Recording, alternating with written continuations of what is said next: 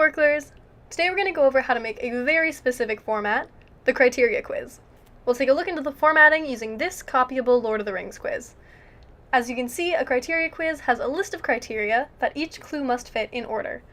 As new answers are guessed, the bottommost criterion is taken away, broadening the hint to apply to one more answer.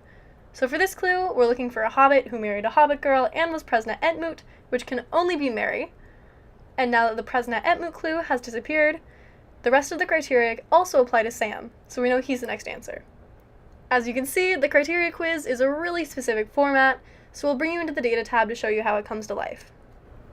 Immediately, the data tab looks a little weird, but once you understand the HTML tags and why the hints are split up, it'll be easy to enact yourself. The answers for a criteria quiz are ordered from most specific to most general.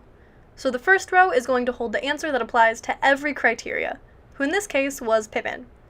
For his hint, we want all 13 criteria to show up. Since we want each criterion to appear on a separate line, we're going to put a line break between each clue. The code for a line break is this open less than sign, BR, and then a greater than sign. Hypothetically, all of the criteria could be entered right into the hint column, but since the clues can get pretty long, the full hints for the first few answers often hit the character limit for the hint column. Here you can see that we dealt with that by putting the bottommost clues into the extra info column instead. These have the same criterion, line break, criterion formatting. Then for our next clue, which applies to all criteria except the last guard of the Citadel one, we essentially just had to copy-paste our same hint and extra info entries and just delete that last clue so that present at Entmoot is the most specific criterion for Merry. We can just repeat this, putting in the new answer and deleting the most specific criterion until we get to the last answer, who applies only to the most general criterion, Sauron, who is only a main Lord of the Rings character. Now that we have the data tab down, let's head over to the options tab, which has a few specific options you'll need selected for this format. First and foremost, we want to end the quiz if someone guesses a wrong answer. Next, we want to use hints and force answers in order.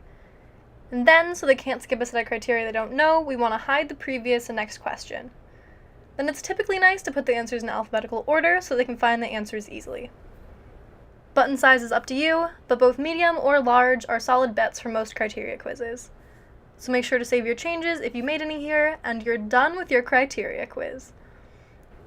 For more how-tos, subscribe to our channel and check out the other videos in our tutorial playlist. If there's a particular how-to you'd like to see, leave a comment below to let us know. Also check out the other videos on our channel for more Sporcle trivia. Now get out there and make some great criteria quizzes.